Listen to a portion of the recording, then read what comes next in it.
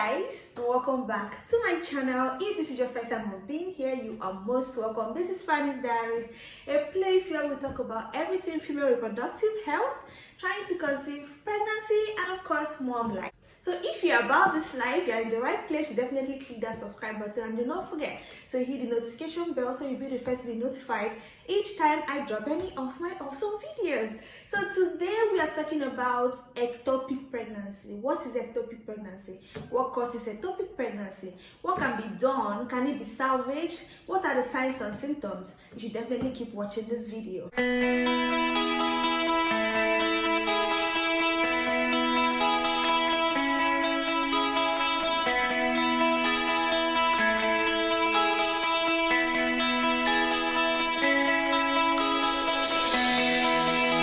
I'm sure a lot of people have heard the term ectopic pregnancy. It's not new, but do you really understand what ectopic pregnancy is?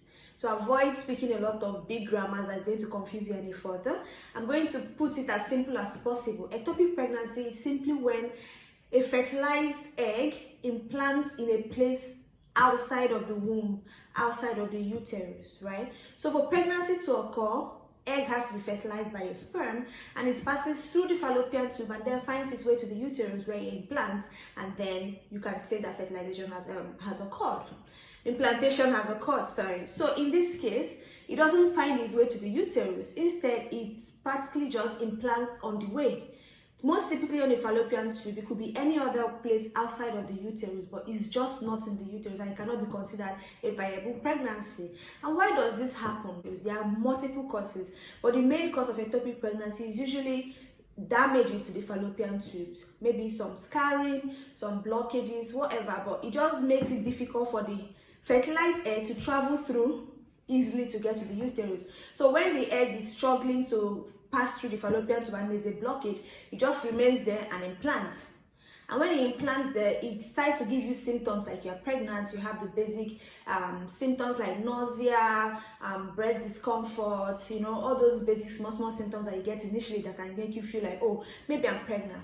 But in this case, there could be more severe symptoms that could suggest that is this really a normal pregnancy? And you definitely need to watch this, especially when you're trying to conceive or when you have some issues with your fallopian tube, because this can be life-threatening if not discovered early. Symptoms ranges from abdominal pain. This pain in the pelvic can range from mild to severe to sharp. You have to be very observant when you're having pains, especially in early pregnancy. If you keep having pains, then you have to check it out. It can also result in bleeding. It can be mild bleeding. It can be, a lot of bleeding. You can think your period is out, but the pain just doesn't go away. That also points to a possible ectopic pregnancy. So when you have this kind of symptoms, it's good that you go and get it checked out. Now, ectopic pregnancy is not really a real pregnancy because it cannot be salvaged. It cannot turn to a real baby because it was never implanted in the uterus. The only option is to remove it as fast as possible to save your life.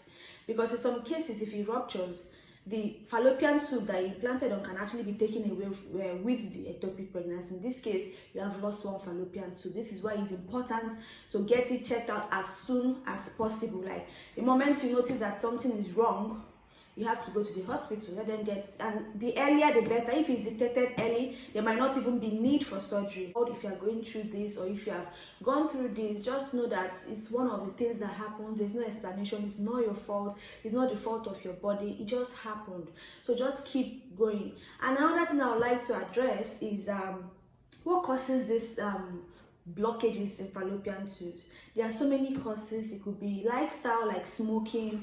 It could be untreated infections. That's why we have to be very careful. All these sexually transmitted infections, they should be treated and treated correctly. When you are giving antibiotics for some form of infection, make sure you complete it. Don't take it halfway and feel like, oh, my symptoms are gone, I can abandon. No, you have to complete, because the more it stays, the more it can cause some level of damage to your uterus or your fallopian tubes, right? Also, scarring from previous surgeries. There are also many things that can cause it that might not even be your fault. So we have to be very, very careful and cautious with our health and hope for the absolute best. I think that is it for this video. This is all I know about ectopic pregnancy. You can also do further research for yourself, but I hope this video was helpful. It makes things easier for you in some way. If you have any questions, please drop in the comment section, or you can also message me in my email address. I'll be happy to help and support you in any way that I can. Thank you for watching. Make sure you hit the subscribe button if you like this video, and also give it a thumbs up. Do not forget to hit the notification bell as well, so you'll be notified each time I drop any of my videos. Thank you so much for watching, and I will see you on the next one. Ciao, ciao.